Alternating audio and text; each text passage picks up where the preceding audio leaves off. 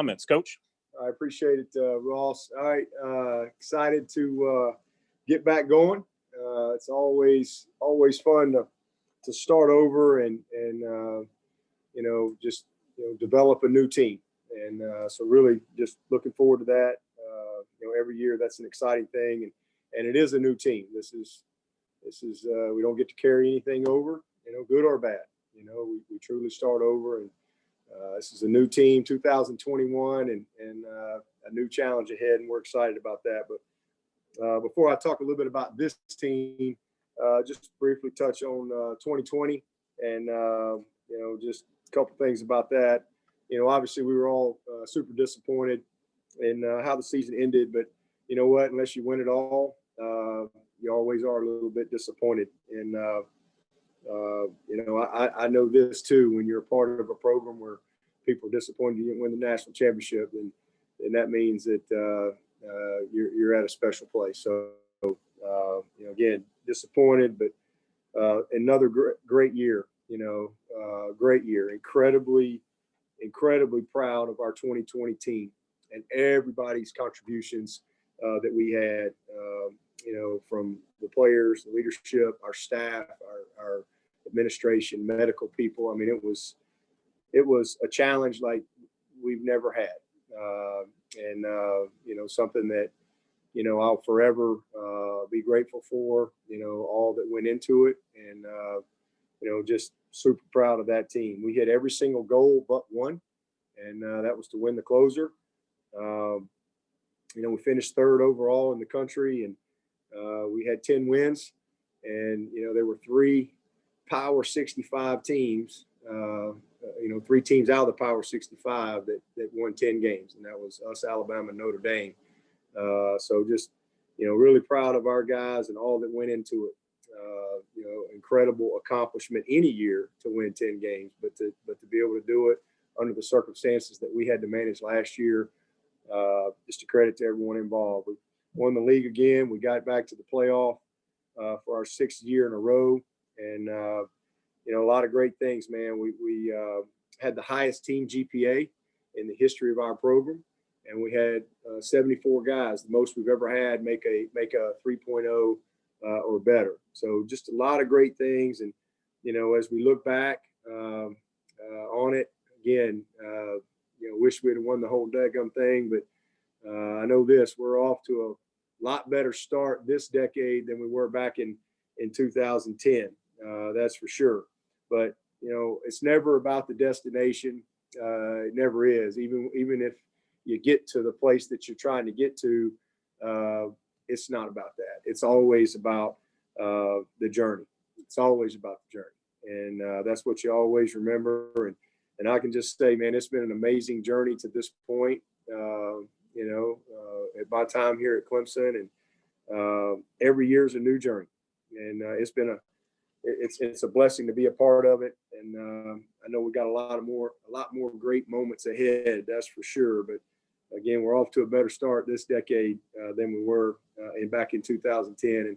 And Churchill has a quote that I've always loved. It says, "Success is not final. Failure is not fatal. It's the courage to continue that counts." And I've always believed in that. And for us, it's continuing to grind. It's continuing to learn. It's continuing to grow. It's continuing to believe. It's continuing to serve. And it's always about what's next. That's been our philosophy for a long time. Always about what's next. And what we have ahead of us is a fun new challenge.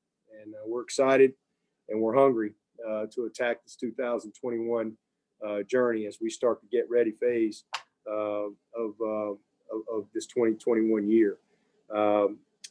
Our staff, we've had a few changes there. Really only one on the field change with our 10 assistants, but we have had the most support staff turnover really that we've had in quite a while. And excited for a lot of those guys that have been able to move on to some great opportunities, but also excited about, having the opportunity to kind of go to my depth chart, if you will, and give some guys some opportunity. So The only on the field is Coach Pearman, that which I know you guys all know about that. Man, Coach Pearman's done an awesome job for us really since the day I've been here, and this is just it's the right timing and something he and I talked about, and really just kind of for our present status, but also for the future of where college football is. And Danny is he's a great football guy, and he's a great evaluator, and he always has been. He's a really good evaluator. He's got a great mind for the game. He's worked on both sides of the ball. He's worked defense. He's worked offense. He's done special teams. He's worked all three phases. So he's got a great perspective. So kind of a vision that I had was to really create this director of scouting position. And so he and Zach Fulmer are gonna head that up. And I know there's a lot of rhetoric out there. It's just that, it's all just like people sitting around looking at a portal every day, and that is a small part of the director of scouting role. This is high school scouting, college scouting. Obviously, from want to be positioned to be able to be responsive to anything that changes in the landscape of college football. But this is also about opponent scouting, self scouting. There's a lot that goes into this, a lot of layers to this job, and this is going to be a great transition. It's going to be a great transition for Danny. It's going to set us up with what I think we need from an infrastructure standpoint to prepare for this next decade. As we navigate some new changes that are probably going to come our way. And it was just great timing also to be able to hire CJ Spiller. I mean, how cool is that for me? It's crazy, especially as you get a little older, life just seems to just go faster and faster and faster. You don't know where time goes, but seems like yesterday I was, chasing CJ Spiller all over the place, trying to recruit him, and now he's our running backs coach. And I knew we'd have an opportunity to hire him at some point. I just wasn't sure when he was going to be ready, and he was ready to make that transition this past year, and so he came on, and man, he's going to be a great coach. He's a natural. He's just one of those guys that gets it. He has a great respect for the game. He has great perspective of the game, but also, the position he's going to be coaching, obviously. And he's got a great perspective of Clemson. And, there's no greater ambassador for Clemson University than CJ Spiller, that's for sure. So, man, it's just really cool to have that opportunity, I love hiring former players because I think they have a great perspective. And it's awesome, for our offensive coordinator to be a guy that played here, and our quarterback coach, the guy that played here, and now CJ Spiller, our running backs coach who played here, Tyler Grisham, played here. We just have I think we have like 21 former players that are on our staff right now in different roles. And I just think that's a really cool thing for me. But CJ's got great experience, obviously, on and off the field, brings a lot of knowledge and again, just perspective that I think is going to be awesome. And so with him moving into running backs, Tony's going to coach the tight ends. That's a very, Tony can coach any position. So it was just an easier transition there. And, Tony will do an awesome job, just like he's done with our running backs for a long time. Bill Spires has been here, but he's going to step into a new role. He's going to be our director of special teams. So he's going to kind of, handle the special teams from an off the field standpoint.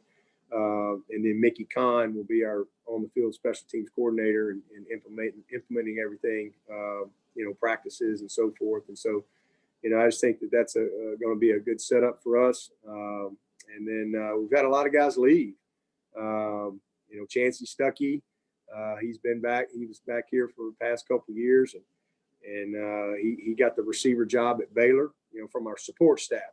We lost all of our offensive support staff with the exception of J.P. Lossman. He's the only one that's back. So everybody else is gone. Chancey went to Baylor, and we were able to Cam Aiken, who just did a phenomenal job for us. He got the running backs job down there with Jeff in South Florida.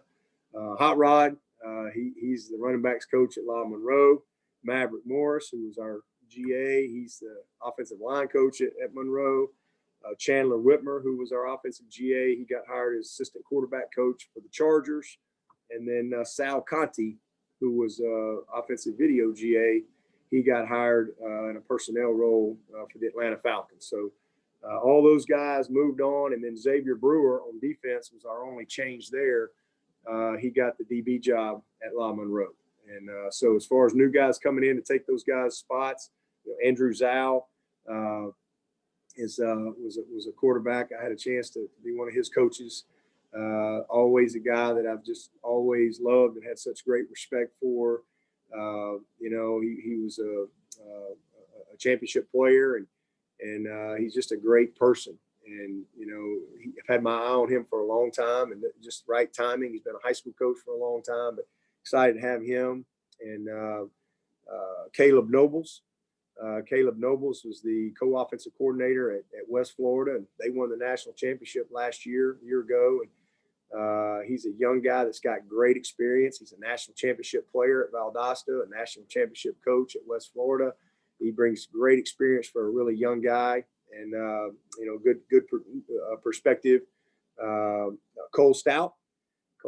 This is a different Cole Stout than the one I first met, and I'm really proud of Cole. It's hard for me to believe he's been gone 6 years, but Cole spent 3 years at Jacksonville State, 3 years at Moorhead out in Kentucky, coaching the quarterbacks, and it was just a great time to be able to bring Cole back, and man, really proud of him. And again, he and Caleb, two young guys, but both of them have very good experience at this stage in their careers.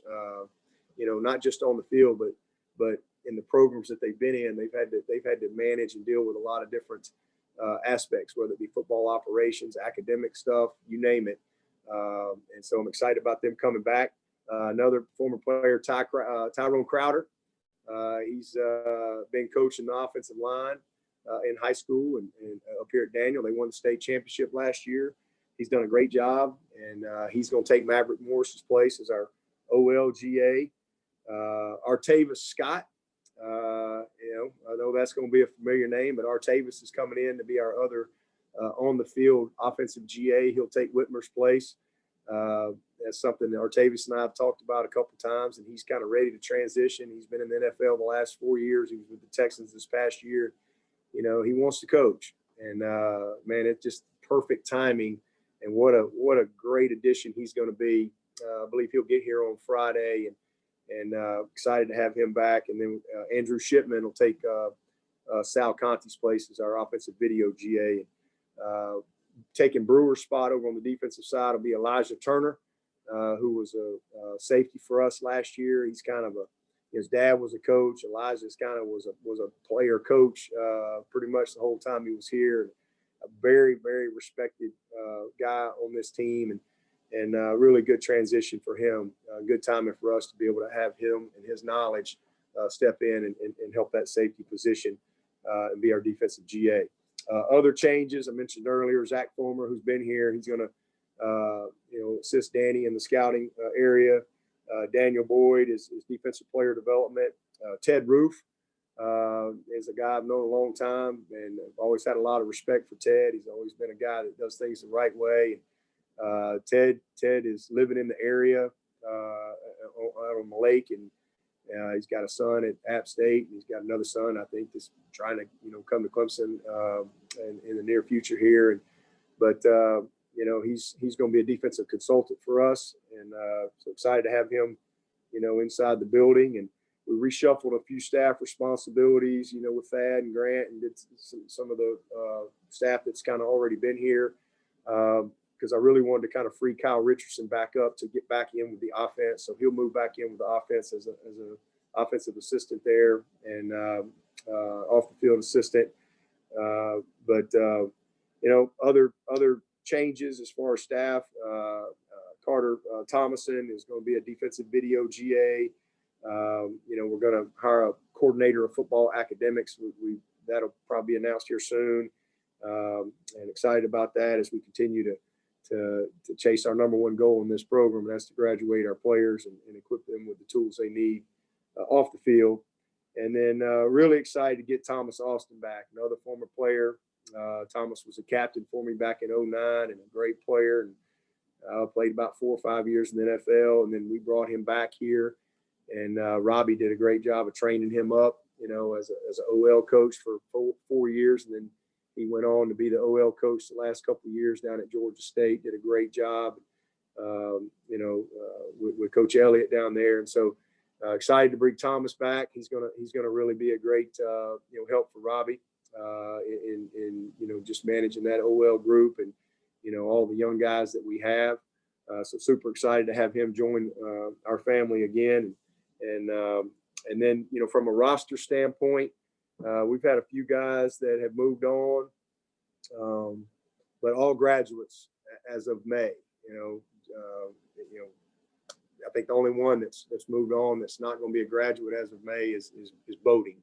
But you know, just appreciate all those guys and proud of them. Appreciate their contributions to our program, and certainly wish those guys all the best as they you know, take the next step in their journey and taking that Clemson degree with them. I'm super proud of those guys. A couple other roster changes. Blake Vinson is going to medical, but he is going to stay. He wants to student coach, and if you've kept up with our program, you know, Blake Vinson has been battling. I mean, it's a shame, you know, but that's football. You know, it's unfortunate sometimes. You wonder why guys just kind of, you know, can't quite get over the hump from an injury standpoint. But he's had multiple surgeries, knee surgery, shoulder, you name it, and you know, but he's still made a great contribution to our program. He's a great teammate, and he's an incredibly dedicated worker. But he's going to stay. He's finishing up his master's degree, and he's going to be a student coach for us.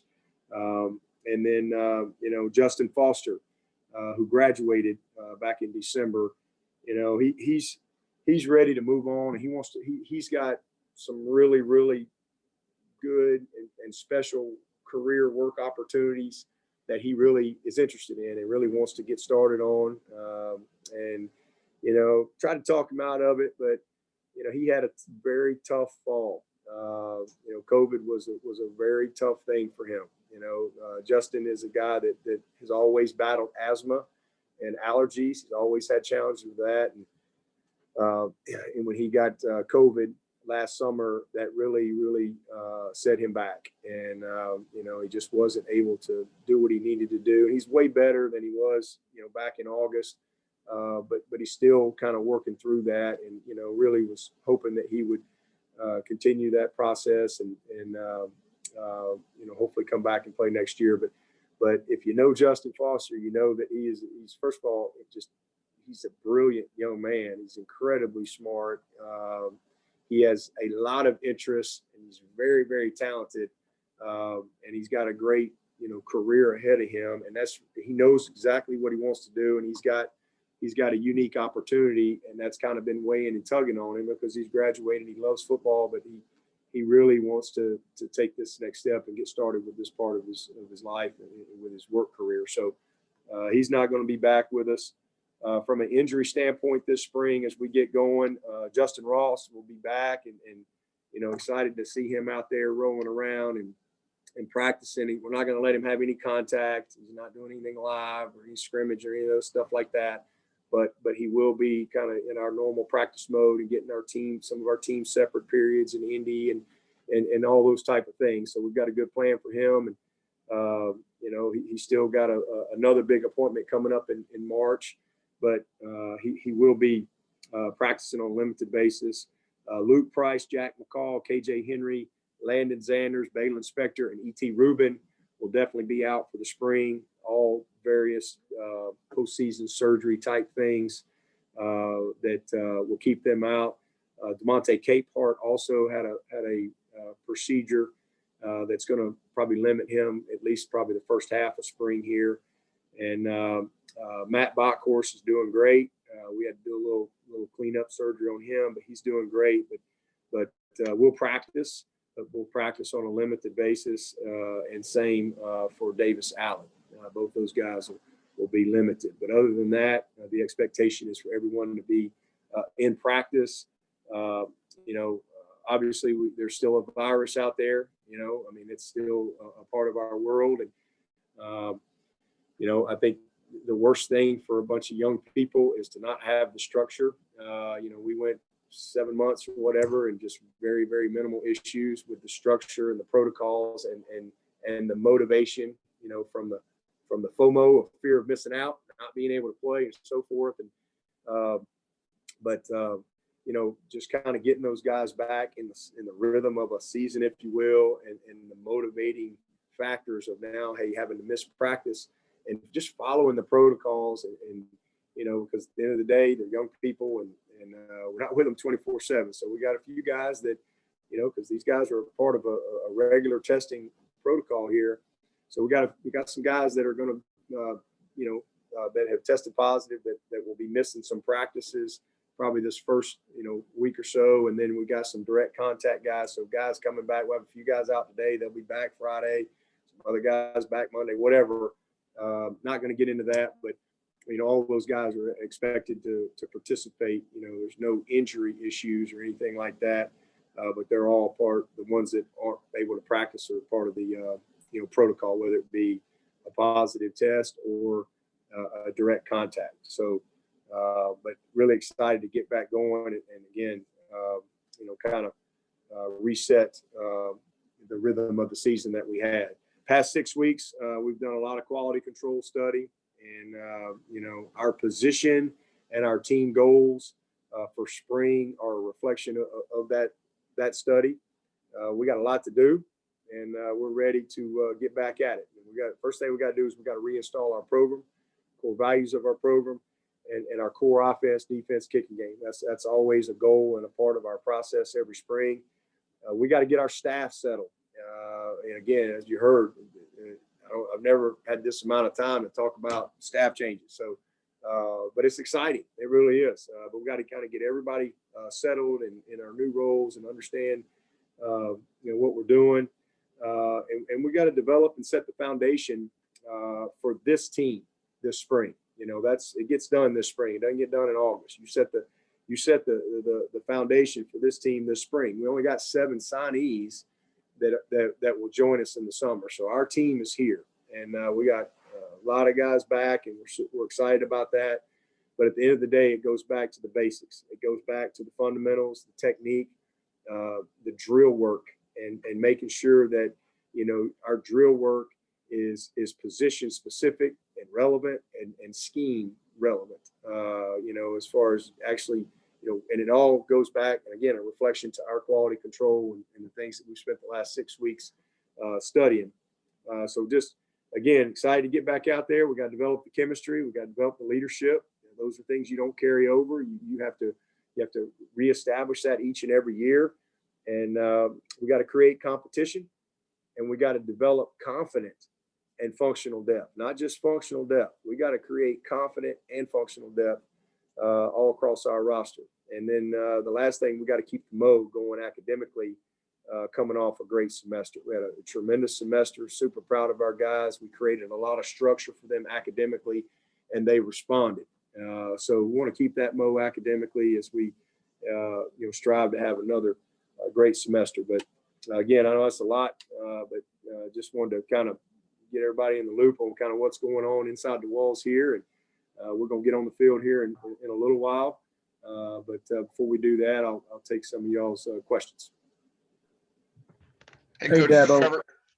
Scott Kiefer with the Greenville News. Speaking of leadership, could you kind of elaborate on the luxury of having 5 6-year guys for the first time? Yeah, I've never had that. So that's kind of been a new thing. And man, what a blessing that is. We got a great plan for those guys. Obviously, those guys have played a lot of snaps, but just their knowledge, their leadership, their maturity, is pretty cool. To be able to have those guys, and we got pro day coming up here in a couple weeks, and we don't have any defensive guys in the pro day. Everybody's back. We got I guess 5 offensive guys, and one of them's already performed. You got a left tackle, and you got Travis, obviously. You got Carmen and Travis, Cornell and Amari, from last year's team that's going in the pro day. So we just got a lot of guys back on this team. I mean, this is a really cool, because we've been a really young team the last couple of years, and we're still young in some spots, but this is the most veteran group that we've had since that 2018 bunch. We got a good group, man, and it's going to be fun to get back out. They know what we got to do, and starts with that leadership, and we got some grown men that are very, very committed, and they know what it takes. Hey, Coach, it's Trevor. Justin was a guy. I was just gonna say Justin was a guy who it looked like at one point might have an NFL future, and I think led the defensive lineman in tackles for loss in 2019. Just how hard is it to see him have to go through this, and how have you guys tried to help him over the last year? Yeah, I mean, he's made a lot of progress, and we talked about that. I mean, and he's a guy that like I said, I checked his oil. I tried to talk him out of it, but this is really what he wants to do, and he could. I really think he could play at the next level. I don't think there's any question about that. But there's still a process that he's got to go through to kind of get back to where he can do that. And we were all hopeful that he'd come back, and honestly, he could even not play next year and come back another year if it even got to that. But again, he has his degree. He's got a strong relationship with his girlfriend, and he's got a great opportunity that's in front of him, doing what he really wants to do, that he's really passionate about, and that's really what it comes down to. So he put a lot of thought into it, and talked with his family for a long time, and he knows he weighed everything, and this is really what he was just ready to move on. Just have to respect that and wish him well. Hey, Dabo, David with ESPN. You talked about the new role for Danny. You have been in the past kind of reluctant to embrace bringing transfers in, but you had always said, as the world changes, so must your perspective.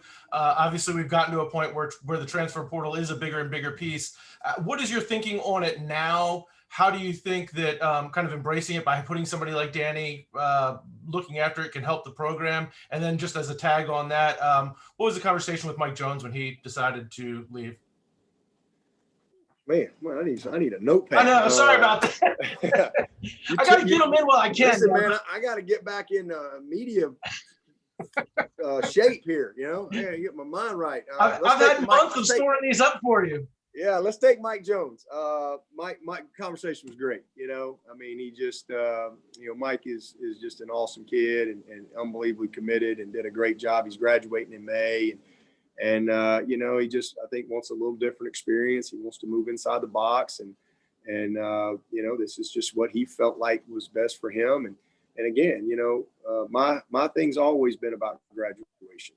And I think when a young man graduates, that's, to me, what it's all about. And if he's ready for a different experience, then hey, we wish him well. But it was all good. And again, hate to see him go, but he did everything we asked of him, and incredibly committed. And again, he finished from an academic standpoint, and proud of him, love him, and know he'll do great. So that's that. And then as far as the portal stuff, nothing has changed. But I just know that the landscape is different, and I want to be well positioned, and I want to have an infrastructure in place that's going to help us continue to compete to be the best. And our philosophy has always been to recruit high school kids. I mean, we've signed, we have kids walk on from time to time from different places, but that's different. But we've signed, 2 guys since I've been here that were transfers. Right when Brent first got here, we signed a linebacker from Oklahoma, and then I signed a quarterback from Stanford. But the understanding was he was going to be our 3rd or 4th quarterback. I needed a 3rd or 4th quarterback, and that's what he came here, and he was thinking about coaching, and so it was a good fit. But I have not gone to the portal to address needs. We have done that always through our high school. There wasn't a portal then, but we haven't gone the transfer route, now the portal, ever, to address the needs of our team. We've just always taken a lot of pride in our evaluation of high school kids and then our development of those kids. I mean, we've always been a developmental program. That's not ever going to change. That philosophy is always going to be in place, but the rules have changed. We hadn't changed. The rules have changed. The transfer deal was always grads could transfer. We've never gotten into that market. In the past, if you transferred, you had to sit. But now you can be a freshman and leave and go be eligible. You can be a sophomore and go be eligible. You can be a junior and go be eligible, whatever. So the rules have changed. And so, we just have to make sure that we're prepared if we have gaps in our roster. It's really that simple. I mean, because what's going to happen in college football is every May and every January, and I think we'll be, one of the least impacted. I really believe that. I don't think it's going to impact us a ton, but we will be impacted just like everybody else. But if we have gaps in our roster, all of a sudden, guys, you get some guys that decide to leave in May, well, guess what? You can't go recruit high school kids in May. So you better have a plan in place. So we've created the right type of structure. It's really kind of an NFL type model, from a high school scouting, a college scouting. And, I love what we've been able to do so far as the building the infrastructure and the information base the way I want it to be. It's been really, really good. If we have to go that route at some point, well, guess what? We'll get the best. But our criteria, our process will be the exact same as it is for our high school kids. But we'll see. We'll see how it all plays out. And but as far as guys that have left our program, I'm going to the locker room not to the portal. We've got a great roster that I really, really am excited about. And it's our job as coaches to develop them. And, again, that's what we'll continue to do. But if we have some need or some big gap that is a result of this portal world that's out there, then we'll respond accordingly. We're always going to do what we need to do to give ourselves a chance to be successful. Always have and always will. Hey, Yeah, Coach but when Trevor you're Gross from CUTigers.com. With Mike Jones leaving, how good do you feel about Trenton Simpson stepping into that nickel Sam role with the experience he had last season? Yeah, I mean, he's, what he was able to do last year as a true freshman was pretty special. I mean, he's a unique talent, and he got a ton of experience. He got his nose bloodied a lot.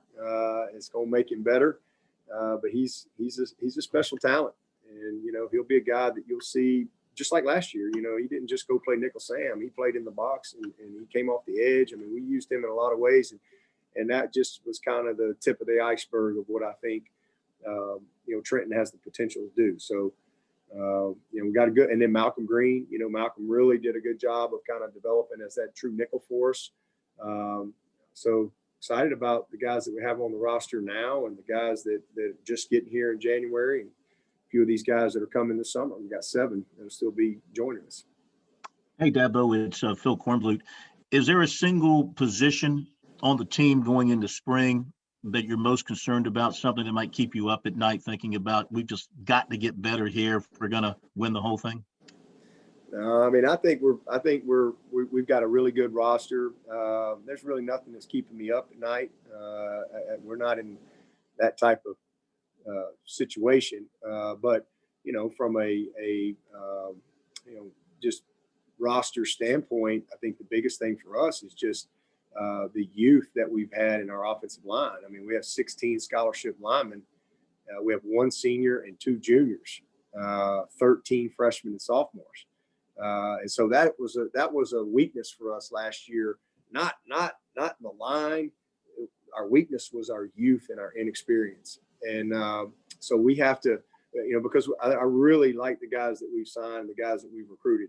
I think Robbie's done an awesome job. We haven't always gotten the elite offensive linemen over the years, but yet we've been able to take ours and beat yours. And that's a credit to Robbie, man. He does an awesome job, but over the past, 2 or 3 years, we've been able to really recruit a more ready guy, from a physical standpoint. The offensive line is always mentally a very big challenge. I think we signed 4 outstanding linemen in this class. Super excited about that. We've got 2 still coming this summer, highly recruited guys that have really long-term high potential. And then last year's class as well. And you look at our senior, Bockhorst is our only senior, man, what a productive player he's been. And just I love that guy. And then you look at Jordan McFadden and Putnam, that's our 2 juniors. Those are 2 really good players that have really done a good job for us and still have, in the first half of their career. Now they enter the second half.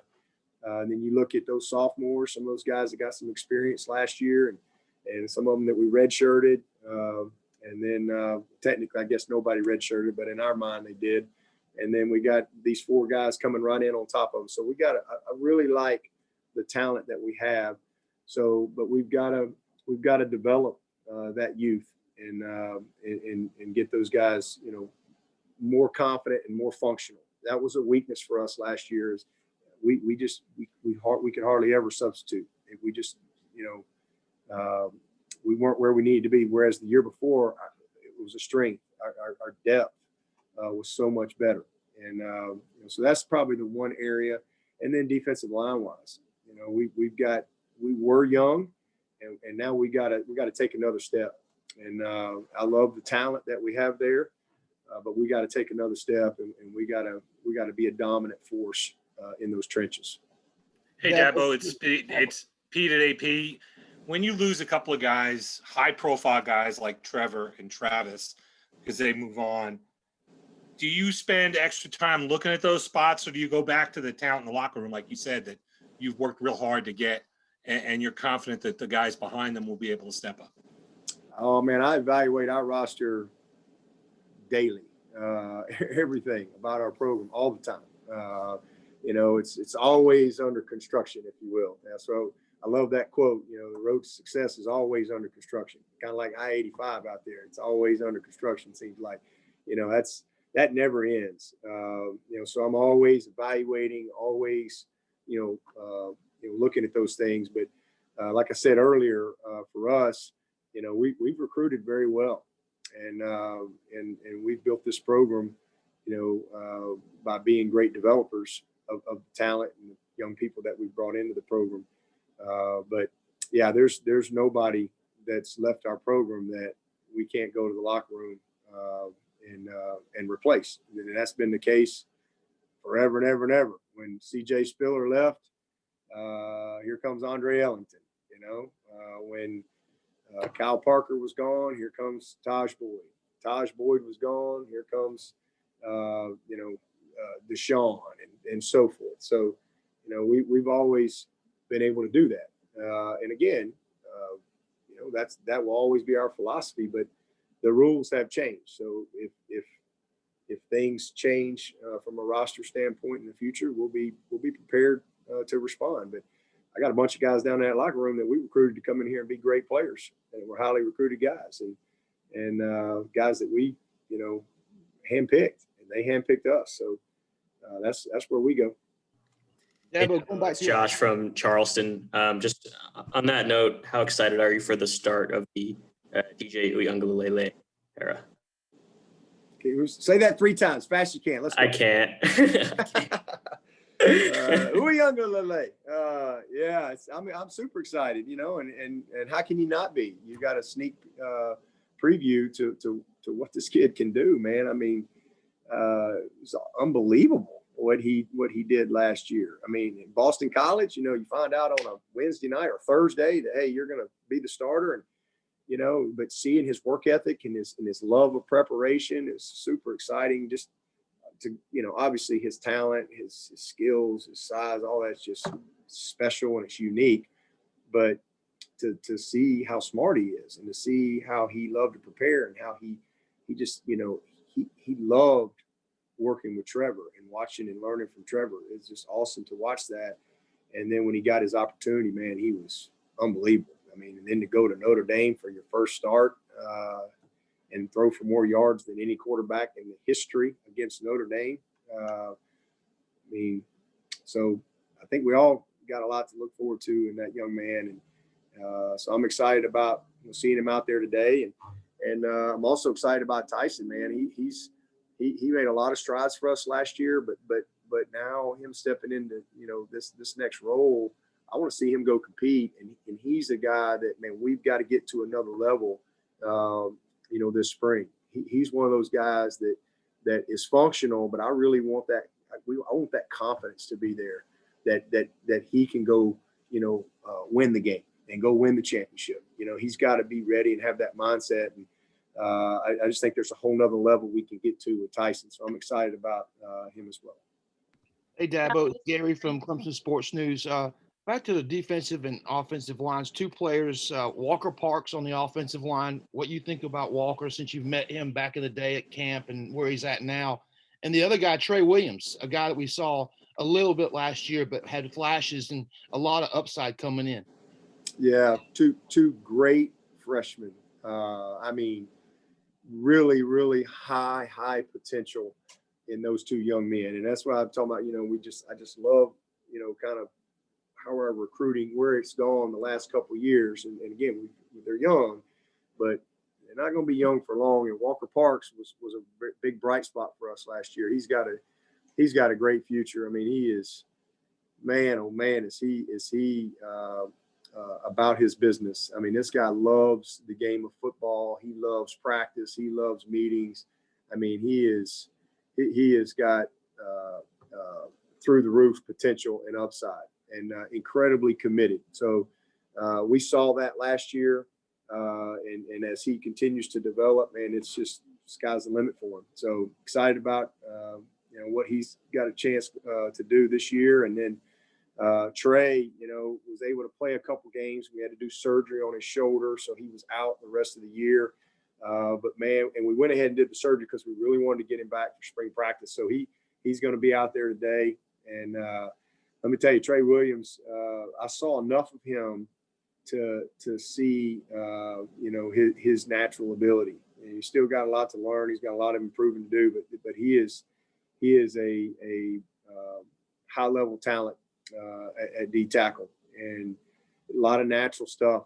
He's twitchy, he's explosive, he's incredibly athletic for his size. He's a smart guy. He understands the game, and I think he's going to be a guy that you're going to talk about for a long time around here these next few years. He's got the right stuff. We have about 5 more minutes. Dabo, this is Grace Trainer with The Athletic. Now that you guys have obviously had more time, what did you learn about the Sugar Bowl, and I guess what went wrong against Ohio State now that you guys have really looked at it?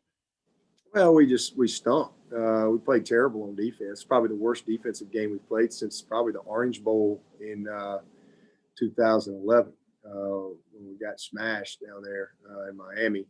And again, it just is what it is. I mean, we played terrible technique. We got beat up front. We didn't play perfect offensively, but we played well enough to have a chance to win the game with just a little bit of a normal, defensive game. Kind of like 2017. I thought our defense played well enough to win that game, but we were stunk on offense. We couldn't, get past midfield hardly. So the biggest thing is, those type of games are hard to win. You step in those arenas, and we've been very good on that stage. We're 4-2. We've been to 6 playoffs. We're 4-2 in playoff games. I wish we were 6-0, but we're 4-2 in playoff games, and we're 2-2 in national championship games. It's hard to win. Those games are incredibly competitive, and the little things matter. And I'll tell you, one of the other things that's probably, so understated is momentum, especially early momentum. It's tough. You see that on the biggest stage. You see that in the Super Bowl. And, just little things that create bigger issues. And then sometimes games can get away. I mean, 2 years ago, last month. I mean, we beat Alabama by 28 points. We weren't 28 points better than Alabama. We were that day. You're talking about a team that had, Devontae Thompson, Judy, Waddle, Ruggs, Damian, Josh, Najee, Jalen, Tua, Mac, all them linemen. But we were that day. And it comes down to, critical plays, critical penalties, mistakes, and, getting momentum. And we never could get the momentum. And we had a chance to cut it to a 7-point game there, 3rd and 11 or whatever, backed up, a chance to get the ball at midfield and, just throw a swing pass out and you don't make a tackle on me. So it comes down to the little things. As far as what you learn, well, you got to do the little things right. It's tackling, it's alignment, it's when you're supposed to play 3 deep, play 3 deep. When you're a post player, you got to play the post. It's the basics. And so we just did a really poor job in that game across the board. And they were just better than us. They just lined up and outplayed us, kicked our tails every which way. The good news is, I mean, we know we're better than that, but we weren't that day. They were better than us that day. Just like Bucks were better than the Chiefs that day. Were they that much better? No. But big plays, momentum, penalties, turnovers, field position mistakes, all those type of things. In games like that, you just don't have a lot of room for error. And again, we've been really good in the playoff era. Alabama's got 8 wins. We got 6. And the next closest team is Ohio State. They got 3. And if you put us head to head, Alabama, Clemson, Ohio State, we're 4-3. Alabama's 3-3.